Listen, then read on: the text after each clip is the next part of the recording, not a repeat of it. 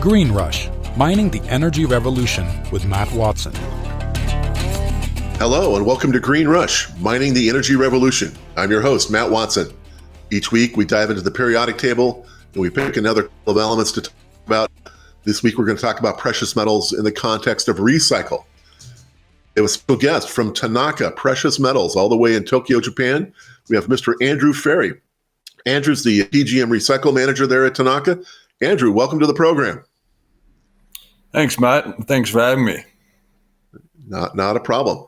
Now, you've worn many hats over the years at Tanaka, so you're a good resource to help kind of explain on behalf of the Tanaka all its workings. But I did a little lead-in slide here to kind of set the plate for people who aren't familiar with the precious metals world. There's really 5 big precious metals processors, of which Tanaka is certainly one of those. Tanaka back in 2016 acquired Metalor Technologies, effectively doubling their recycle size. We'll talk about that in a minute. You've got the Germans, Farray. You've got in Belgium, you've got Umicore, huge recyclers. We've got Johnson Matthey. These guys focus on PGMs only. BASF, the $80 billion chemical conglomerate. There's a piece of that organization which is devoted to precious metals and precious metals recycle.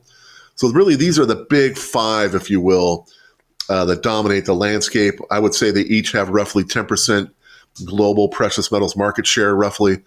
And they all in different forms, produce bullion, industrial products of a whole range of sizes and recycle. But we're going to focus today on the Tanaka Metalor. And so, Andrew, I went to your Tanaka website, which has been refreshed. I just grabbed a screenshot. You guys deal in all the precious metals and are focused on precious metals. And really, one of the things I think that distinguishes Tanaka is you sell this one-stop service capability, right? That you're a bullion supply, processing and manufacturing of whatever goods, sales, recycling, urban mining, the whole bit. That you're in the full circle of the all these business units. Is that right? That's correct. I think the 5 companies that you've mentioned, I call them the 5 sisters, all have unique refining capability, industrial product portfolios, and we all of us have different unique skills. The acquisition of Metalor, and another slide I think you threw up or I'd seen earlier is our footprint worldwide, over 5,000 employees with manufacturing and refining capability both in Europe and in the U.S. and, of course, in Asia where Tanaka's focused. Right. I put your sales on here. This is a 2023 reference of 611 billion yen. That works out to 4.2 billion U.S. And that's just the sales revenue of value addition to the precious metals. This excludes the value of the precious metals sold and processed. So it's just the value add piece. I think when you add the precious metals, it's roughly another $20 to $30 billion on top of that. So just give people a sense of the scale of this. And I thought this little graphic that you guys had, I think is still telling, 70% of your overall revenue is in industrial products. It's turning the precious metals into stuff that's used in industry. Yes, there's a chunk that's jewelry. Yes, there's a chunk that's precious metals assets and bullion, but really it's the industrial goods that make up Tanaka, right? Yeah, and then in my role, I've been just turned 30 work anniversary just in the last August, and I've been involved in probably most of the industrial products in various roles. The only thing I haven't done is sold retail jewelry or been involved in the asset management, accumulation, and sales of bullions and coins and whatnot. So anything outside of the business consumer, all of the industrial products I've pretty much been involved in over a 30-year career. Fantastic. And, I'm stunned every time I look at this, but a lot of these 5 groups are fairly old, and Tanaka's no different. You're approaching a 140-year anniversary. And Andrew, you don't look a day over 62 and a half. So I don't know. But 140 years of being in business, that's quite a haul. I'll just tell you one, just to bring you up to date on, yes, it's close to 140 years. We just, in the 1st of April, relocated our new head office back to the original site in Kayabacho, which is just around the corner from the Tokyo Stock Exchange. So that was the original site, and we have now our new home or headquarters, and we've inaugurated that just on the 1st of April. And so we've moved back to our roots again, and that property's been owned since the 1880s.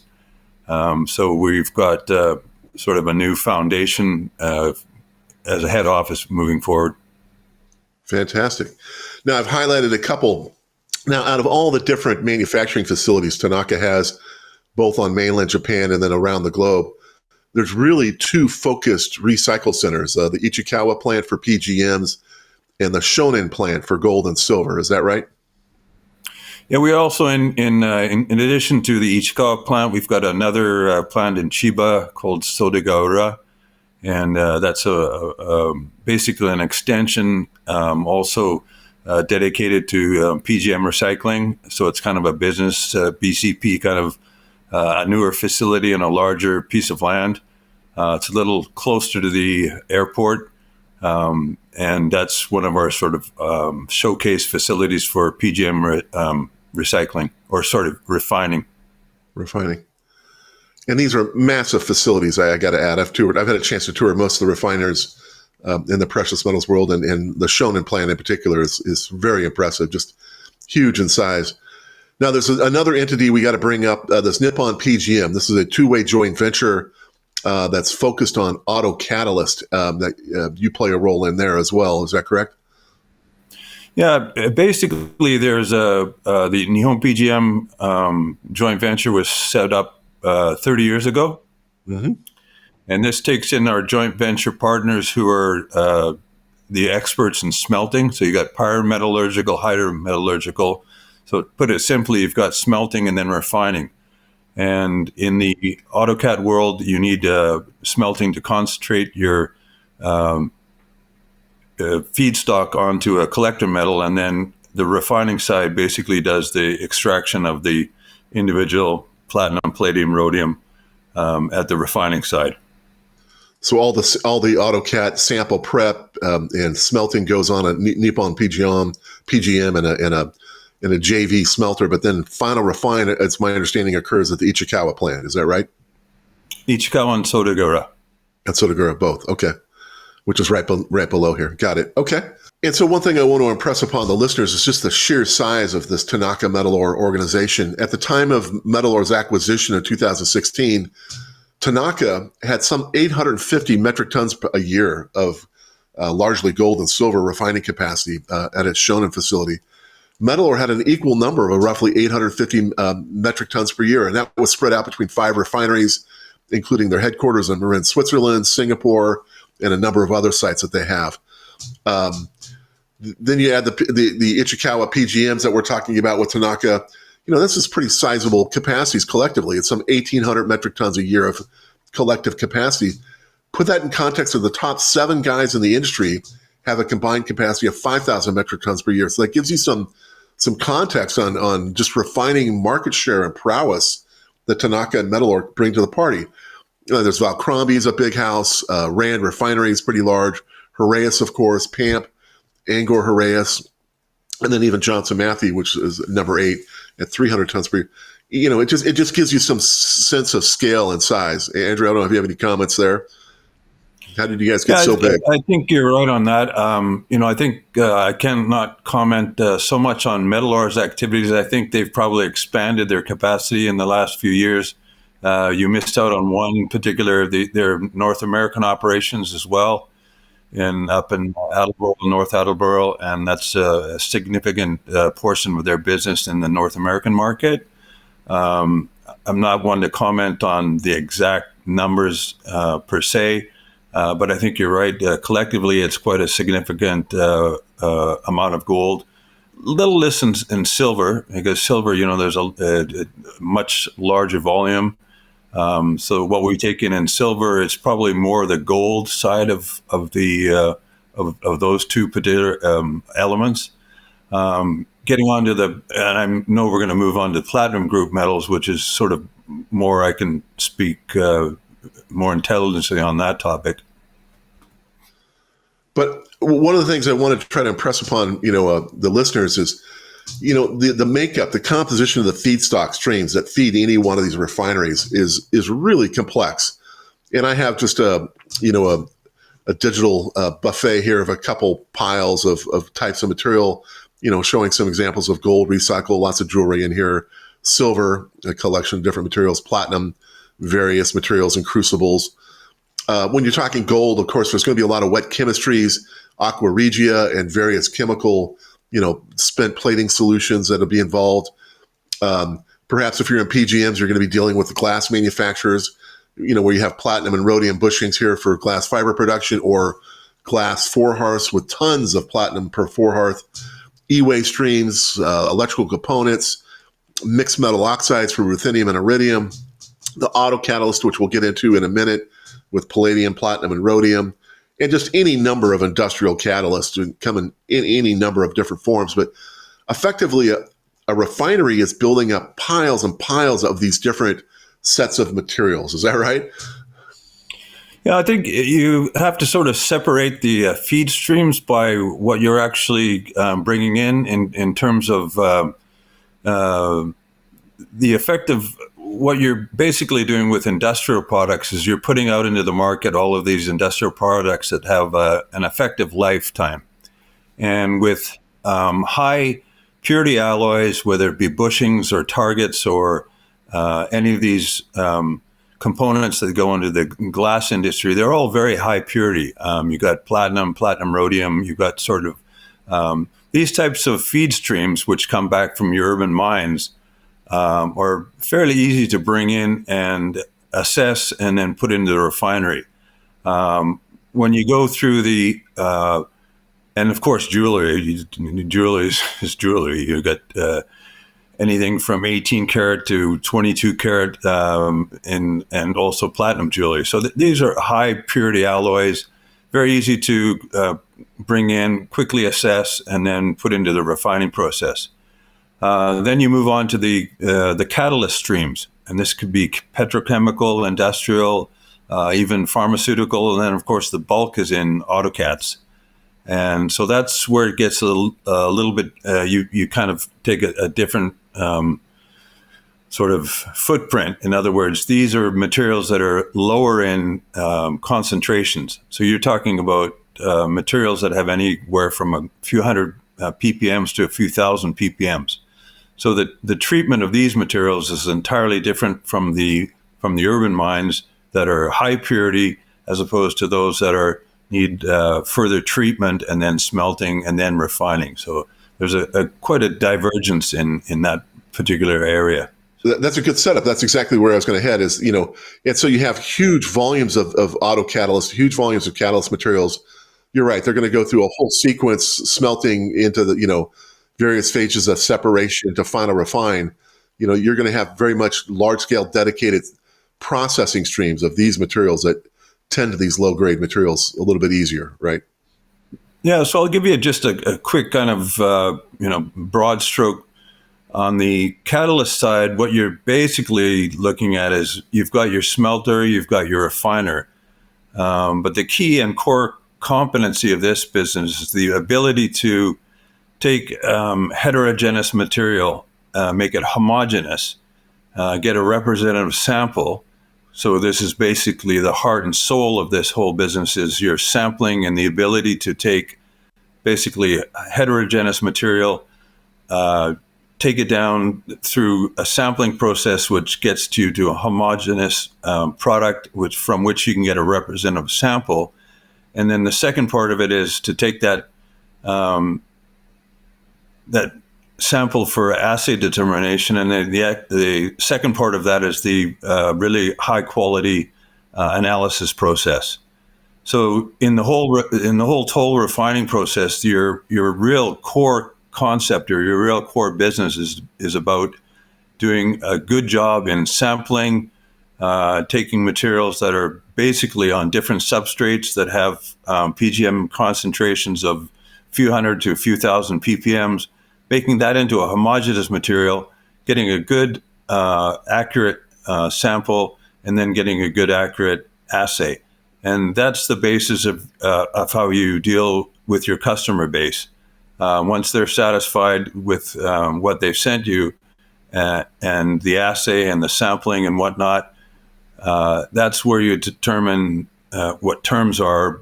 In toll refining is basically you extend terms to these customers. Once they're satisfied with that and you settle on that, then it goes into the furnace and it gets concentrated. So the whole key, or the heart and soul of that part is just getting it down to a good sample, representative, and then do a really good assay on it, and then you settle with your customer. Once that's done, then it goes through the long, lengthy process of smelting and refining. So, fantastic. Yeah, before we dive back into our content, I want to take a moment to thank our sponsor, Revival Gold. Stick around for the next 30 seconds to hear what Revival Gold is all about. Revival Gold, ticker RVG on the TSXV and RVLGF on the OTCQX market, is one of the largest pure gold mine developers in the United States. The company is advancing engineering and economic studies on the Merkur Gold Project in Utah and mine permitting preparations and ongoing exploration at the Bear Track Arnett Gold Project located in Idaho. The company is financed and currently focused on the completion of a preliminary economic study on heap leach gold resources at Merkur and continued exploration along 5 kilometers of underexplored structure at the company's multi-million-ounce orogenic gold system at Bear Track Arnett. For more information, please visit www.revival-gold.com. Thanks for sticking with us. We really appreciate our sponsors' supporting this channel and enabling us to bring this great content to you. So thank you, Revival Gold. Now let's get back into the content. So Andrew, let's dive into the auto catalyst market. This Nippon PGM, which Tanaka's a part of, you guys are by far the big boys on the block. You're some 19% of the installed capacity or nameplate capacity, smelting capacity, market share, if you will. I have a list here that I maintain, but you're at the top of the list with some 1,450 tons a month of potential input capacity. Pretty sizable compared to the rest of the crowd. Any comments? Yeah, I think our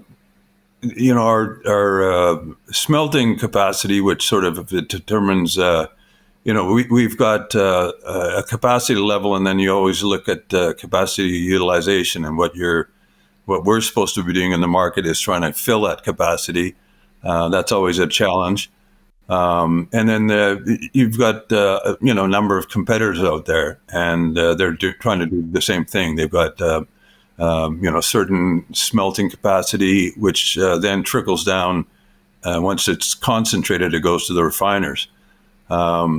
And there's this industry is quite mature, as you know. We've been in this for more than 30 plus years, and so it's quite a mature market.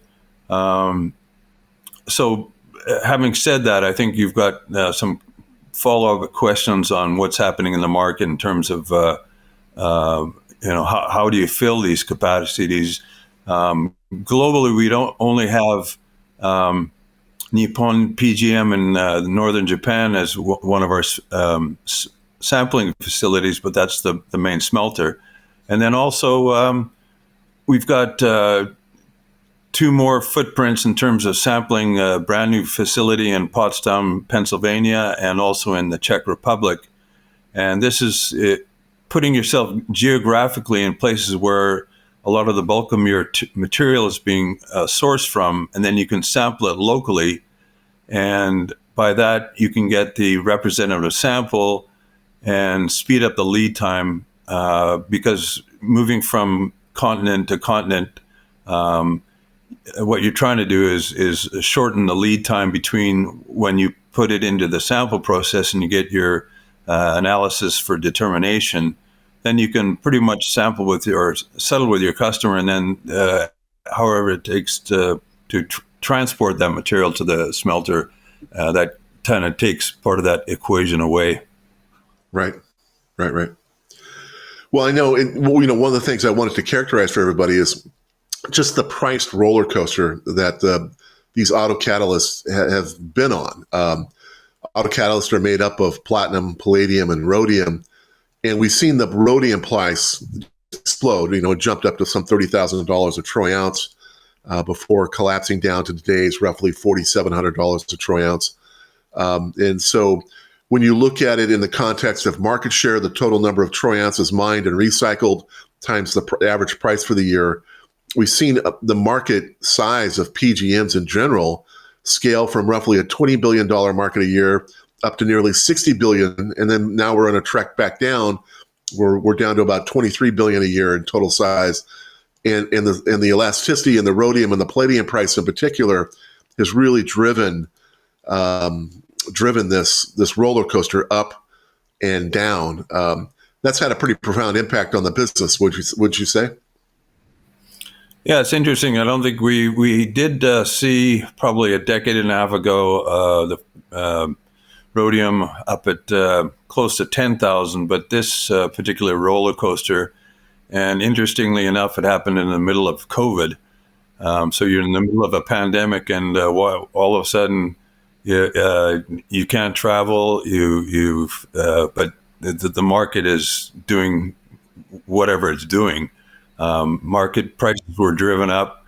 At the same time, you had a lot of market entrants. And now I think with the collapse of this sort of roller coaster, you're seeing a lot of attrition in new entrants who kind of got gold fever. And it came into the play. But then when you look at that number, you also got to consider that if you're sourcing materials, you've got to have a lot of working capital. And so the ability to sustain those levels were unsustainable.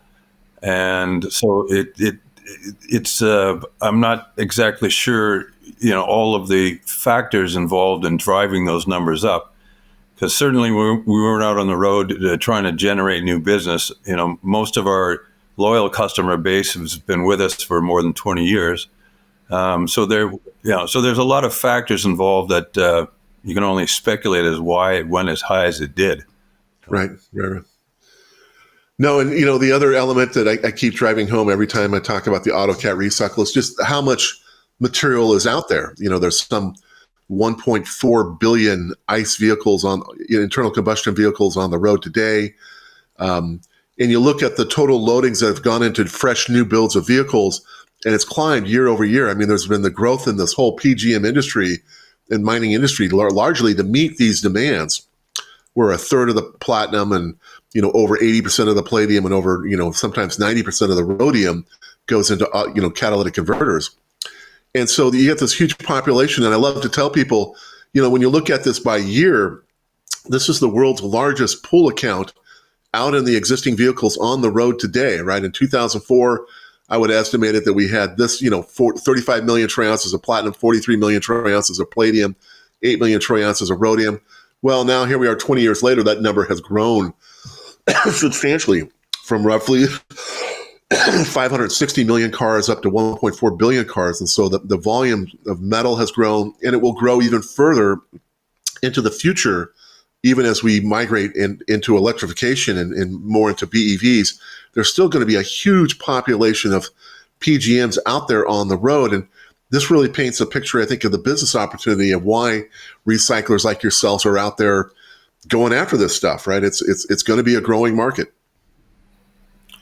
I think also for your viewers that you have to understand that, as I mentioned, whatever you put out into the market has an effective life. And when it comes to end of life for vehicles, we used to figure, maybe 15 years to end of life. But now when you're looking at the average vehicle life for until end of life, till they end up in the dismantlers, it's now more like 17 to 20 years.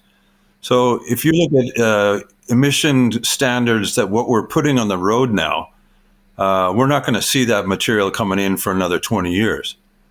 So what we're refining out now are based on converters that went out about 15 to 20 years ago.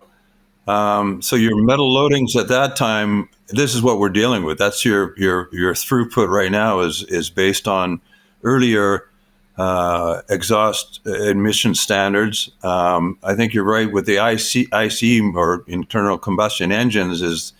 There's a huge whatever's going out today is not going to come back for another 20 years. So the expected lifetime of this market and what we see going out is we won't get that back into refining for 2 decades from now. So I think a lot of people look at exhaust emission standards and Euro 6, Euro 7, all of these, whatever the country is. And that sort of is a barometer for what's going out into the market. But what you look at it more sensibly is what's coming back from the market. And that goes back to emission standards and loadings that were in effect two decades ago. So I think, for the ICE market, we're going to see continued growth in, and your numbers are correct. You're getting more cars on the road. So it's just going to expand exponentially, and we're going to see a lot of potential for continued refining opportunities going forward. Yep. That's the picture I was trying to draw. Is 20 years ago, you were harvesting vehicles from this time frame. Today, you're harvesting vehicles more from this time frame. And in 20 years from now, you'll be harvesting, from vehicles made basically today. And you're right. The average age of the cars on the road, and this is USA data, they could pull the registration data from DMVs, and what's the average age of trucks? The average age of trucks on the road is some 18 years in some cases, 16 years for motorhomes and RVs. Pickup trucks a little under, like 13-year average on the road age. Well, that means the end of lives are, going to be around 20, 22 years of age for pickup trucks. And, there's been an explosion in the number of trucks globally and SUVs, vehicles that tend to be overbuilt. And so, I think the vehicle life is extending year over year and getting longer and longer, and that's created a problem.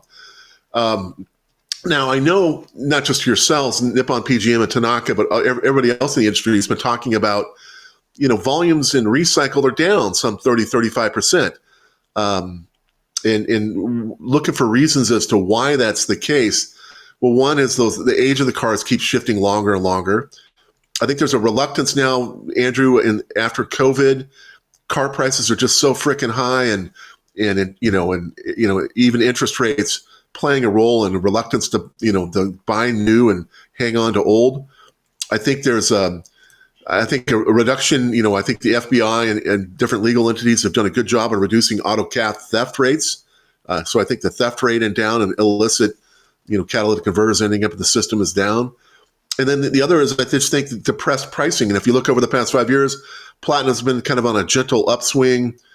Palladium went to a peak and then it's kind of come down hard in the past 3 years. Rhodium even more profound, up to this $30,000 a troy ounce, and now dropping very substantially. So I think even some of the depressed pricing has got some of the collectors hanging on to wait, hoping for higher prices in the near future. So those are kind of the reasons I've come up for. What do you think? Yeah, I think there's quite a bit of hoarding going on.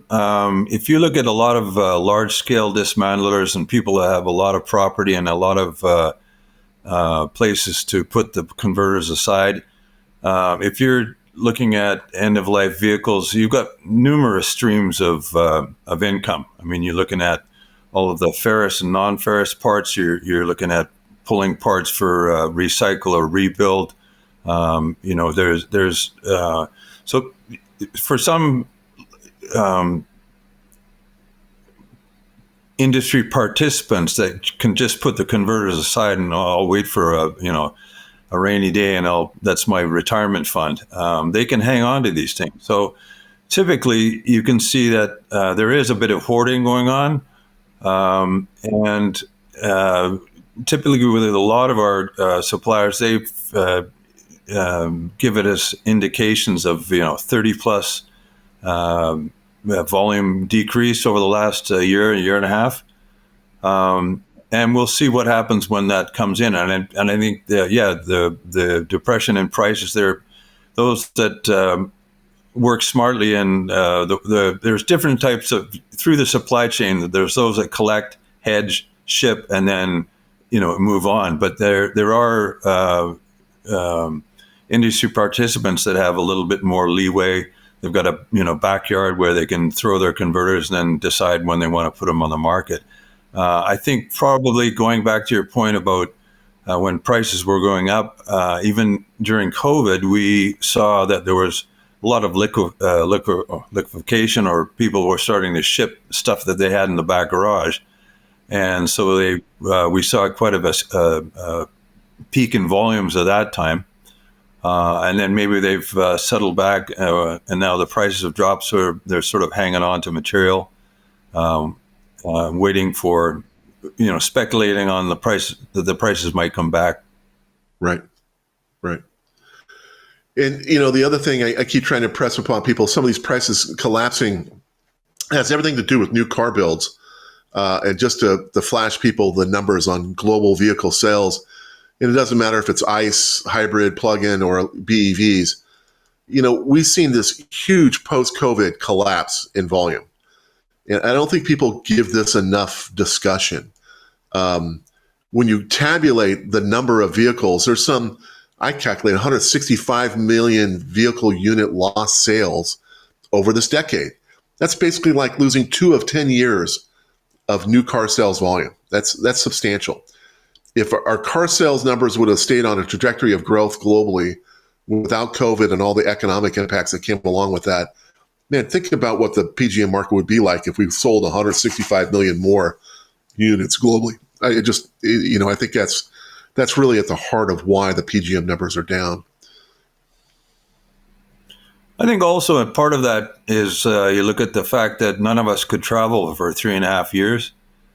So you're flying into airports, and you've got fleet vehicles sitting on rental car lots, and no one's been driving those cars. Those fleet sales have just dropped phenomenally, and these companies are trying to figure out what they're going to do with these, enormous volumes of fleet vehicles, and that could, not only from rental cars, but large corporations that provide vehicles to their employees and whatnot. So I think you saw a pretty large drop in new car sales, not only in the individual consumer, but also the fleet buyers. So that's probably added to that, and then that's probably one of the factors that you see a lot of this lost car sales. Yep. Now, as we prepare for this, transition to electric vehicles and even to hydrogen economy, there's going to be some new PGM recycle opportunities coming your way. One is all these large-scale electrolyzers that they're building, largely containing iridium and platinum, and then these fuel cells, which are largely platinum, a little bit of ruthenium, and even a little splash of iridium there as well. And I talk to people all the time about the different forms of electrolyzers and the metals that they use. There's even more PGMs that are putting into coatings that are being used in alkaline systems. Of course, proton exchange membranes, that's where the lion's share of the PGMs are at. Solid oxide fuel cells use rare earths, different topic, and then direct methanol will be using PGMs as well. And so a number of these technologies are going to be relying on PGMs. What's it going to look like to recycle these, Andrew? That's a good question, because you're looking at there's a few things with particularly with PMs and some of the electrolyzers, particularly the PMs. There's a number of issues with fluorine gas and pre-treatment, and then you've got the having to move this material to get it into form. Now we're seeing sort of end of life for a lot of these stacks and fuel cells. That's another burgeoning or growing part of the segment in refining. So there's a few technology challenges. I think that's going to be just add to more feedstock as you look at the effective life of these particular products, and then how we collect and do the recovery and refining of those. So I think this is an ongoing topic in our industry for how are we going to recover and collect from these particular markets. So that's pretty much an ongoing technical and marketing and sort of collection, and what's the sort of food chain going to look like for these products when they reach end of life. No, I think you're right. And so I think the ecosystem for recycle is still developing around these products, and how that collection system is going to look is very much an open question. So, well, in any event, Andrew, I think we've covered a lot of ground quickly. Any closing thoughts from you, Andrew, on Tanaka or what you guys are doing that you want to share? Well, I think one of the the fundamental sort of philosophies or from our urban mines is kind of striking a balance or an equilibrium from primary sources to the secondary market. And for Tanaka as a company, I think you sort of have to look at you don't want to be totally dependent on primary sources from the mines. There's all sorts of geopolitics, natural disasters and whatnot. So you want a stable and responsible source. And of course, whatever you put out there in industrial products eventually comes back and can be as part of your urban mine sort of source of feedstocks. So basically trying to balance that between, we're not going to obviously get away from mining, but the more we can bring back from the secondary market and strike a good balance between your primary sources and your secondary sources, it gives you a stability in supply so that you're not over-focused on one area. And I think that's been a sort of a long-term strategy and philosophy, is to try to whatever you put out there, you want to eventually get back and recycle it and do a cradle to grave thing, put it back into new products. So I think as a company, that's been one of their sort of basic philosophies over the last 3 to 4 decades. Agreed. Well, fantastic, Andrew. I can't thank you enough for your time. Next week, we're going to take off. I'll be traveling at the New York Platinum Week, so there'll be no Green Rush program next week, but join us the following week. Again, this is Green Rush, Mining the Energy Revolution. I'm your host, Matt Watson. Like and subscribe. We'll talk to you soon again, folks. Take care. Green Rush, Mining the Energy Revolution with Matt Watson.